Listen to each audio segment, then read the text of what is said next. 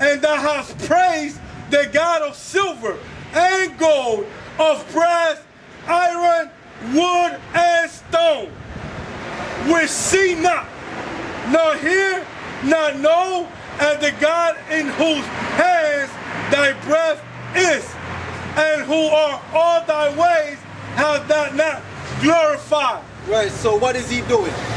Right, he started worshiping idols of wood and stone and gold and iron and all that madness after he saw what the Most High did with his father. Meaning he didn't learn the lesson, he didn't learn a damn thing. Like our people today, right? We see the condition we're in. We see what the Most High have done to our people, right? But we still haven't learned the lesson from it. Read on. There was the part of the hand sent from him, and this writing was written. Hey, come on. And this is the writing that was written. Mene, mene, tekel over sin. This is the interpretation of the things. Mene, God had numbered thy kingdom and finish it. Right, so this is what happened with Belshazzar, right? He got proud, so the Most High sent the writing on the wall. Meaning your time is come. Your time is come. You're going to do worse than your father. Come on. Tekel, the are waiting in the balance, and are found waiting. Wanting meaning lacking, right? And weighed in the balance. So Belshazzar, the Most High weighed him in the balance, and what? He was found wanting. He's lacking. Just like America is today. America is lacking, right? That's why the Most High is going to destroy America. It's lacking. Come on. Paris, thy kingdom is divided, and give it to the Medes and Persia. Exactly. So that's how Belshazzar is going to get taken. The Media of Persia is going to take his ass down. Jump to verse 30.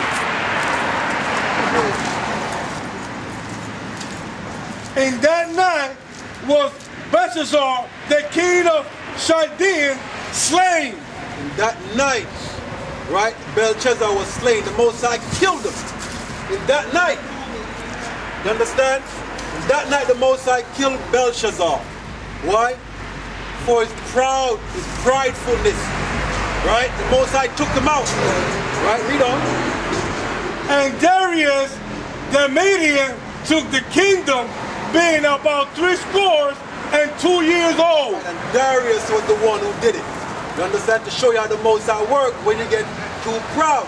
Now I'm going to go to the second Maccabees to give you a next account.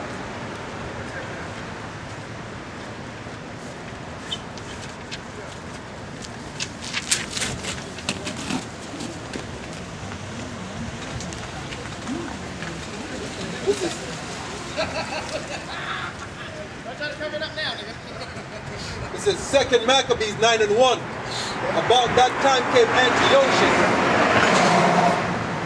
with dishonor out of the country of Persia, for he had entered the city called Persiopolis, and went about to rob the temple and to hold the city, whereupon the multitude running to defend themselves with their weapons,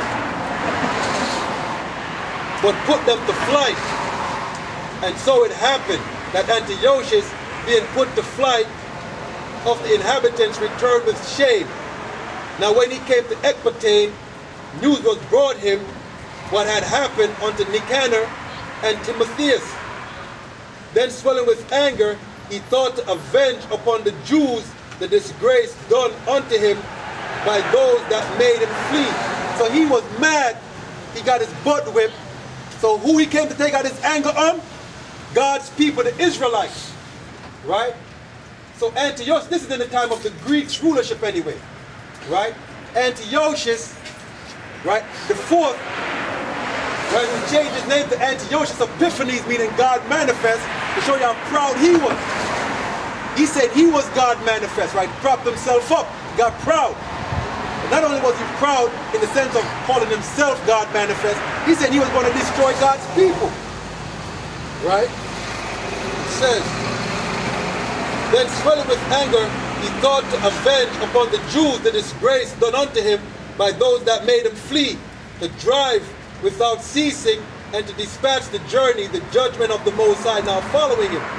For he had spoken proudly this sort, that he would come to Jerusalem and make it a common burying place of the Jews. Right? So he said he was going to come in our homeland and make it our burying ground. So how proud he was. He was going to kill all of us in there, make our homeland our burying ground, right? But the Lord Almighty, the power of Israel, smote it with an incurable and invisible plague.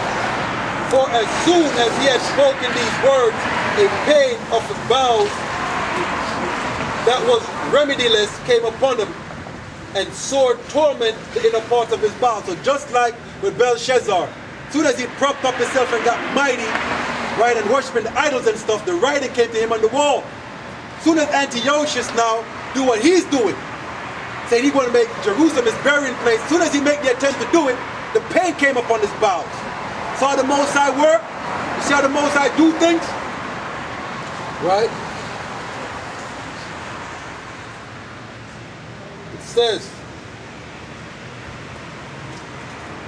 verse 6, and that most justly, for he had tormented other men's bowels with many strange torments. So the same thing he would do to us, the Most High returned that favor back to him. Most High was tormenting him as he tormented us. Right?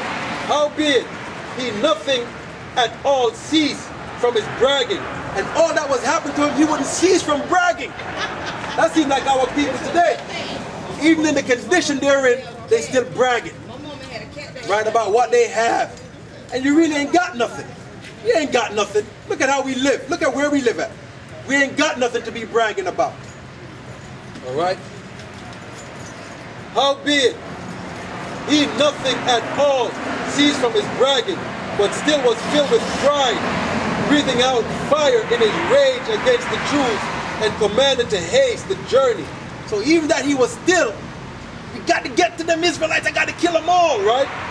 But it came to pass that he fell down from his chariot, carried violently, so that having a sore fall, all the members of his body were much pain.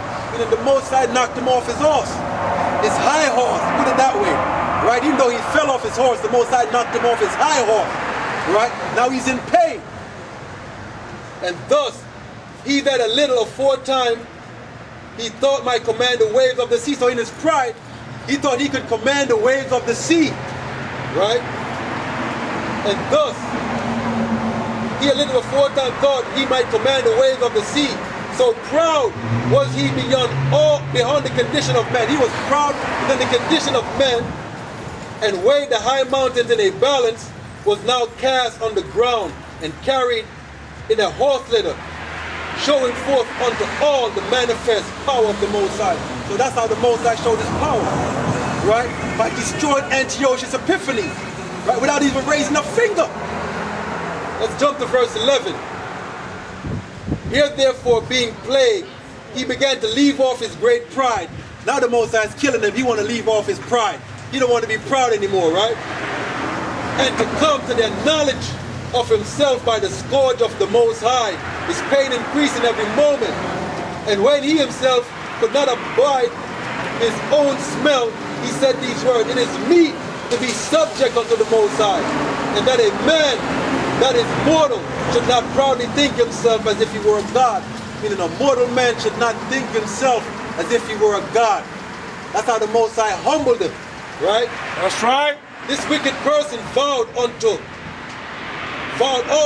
unto the Lord, who now no more would have mercy upon him, saying thus, that holy city, to which he was going in haste to lay even it to the ground, to make it a common burying place, he would set at liberty. Now he's saying, you know what? He had Israel in bondage. He said, you know what? I'm going to give them liberty.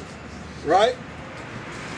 And as touching the Jews, whom he had judged not worthy so much as to be buried, but to be cast out with their children, to be devoured of the fowls and wild beasts, he made them all equal to the citizens of Athens. Now we want to make Israel equal. He said, y'all are no more second-class citizens, but y'all are equal like a Greek. That is bull crap. Understand? says, and the holy temple, which before had spoils, he would garnish with goodly gifts, and restore the holy vessel with many more. And out of his own revenue, the greater charges belonging to the sacrifice, yea, and that he would become a Jew himself. Antiochus is going to be a Jew himself, right when the Most High destroyed.